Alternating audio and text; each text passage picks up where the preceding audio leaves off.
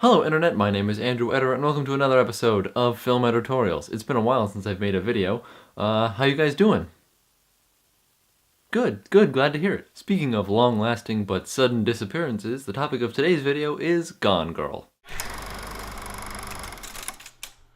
Gone Girl, the film, was directed by David Fincher, but originally it was a book written by Gillian Flynn, who also happened to write the screenplay for the movie, so you can say it's a pretty faithful adaptation of the novel. The movie centers around Nick and Amy Dunn. On the morning of their 5th wedding anniversary, Amy is suddenly missing. She's the girl who is gone from the title. An investigation into her disappearance begins shortly thereafter, and it turns out that Nick isn't such a great guy, so he's right at the top of the suspect list. That seems like a straightforward mystery, like something you'd see on 48 Hours Mystery on TV, but there are a lot of twists and turns that keep you guessing pretty much the entire time. Just when you think you figured it out, you get thrown for a loop. Ben Affleck plays Nick Dunn, Rosamund Pike plays Amy Dunn, Neil Patrick Harris is Amy's ex-boyfriend Desi, and Tyler Perry plays Nick's lawyer, Tanner Bolt. Now that assortment of cast might seem a little weird, and it kinda is seeing them all together, but they all do a really good job of playing their roles. I think Ben Affleck comes across particularly strongly. He's really good. At the same time, he's likable and despicable. He really walks that line well. And while the movie is very, very tense, I was surprised at the lighthearted moments that it has. Affleck also adds to those scenes, and so does Tyler Perry. He is actually quite funny as a lawyer, which you wouldn't really expect, either Tyler Perry being funny or a lawyer being funny.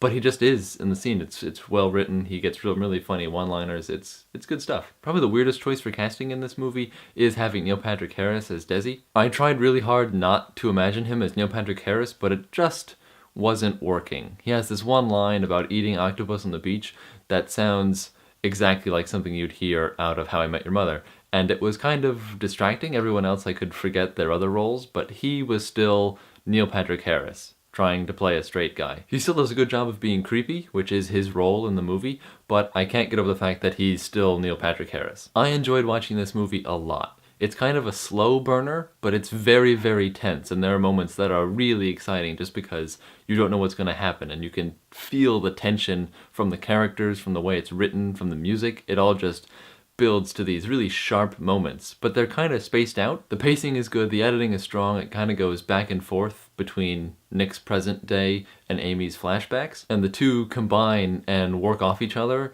to really build this sense of tension and that things are going to come to a head. And they do come to a head, but about halfway through the movie, and then you get thrown for this massive loop, and it's really cool. It's really exciting. That being said, I could totally understand why this movie isn't for everyone. For starters, this movie is pretty long, and the slow burning intensity is what really adds to that, but I think it comes out stronger because of it. I've never really had a problem with long movies, so long as it can keep my attention, and this movie totally keeps my attention the entire time. Another reason why not everyone's gonna like this movie is because it's very dark. Pretty much everyone in this movie is a scoundrel, or just otherwise despicable. Then of course, it gets kinda gruesome at a few parts.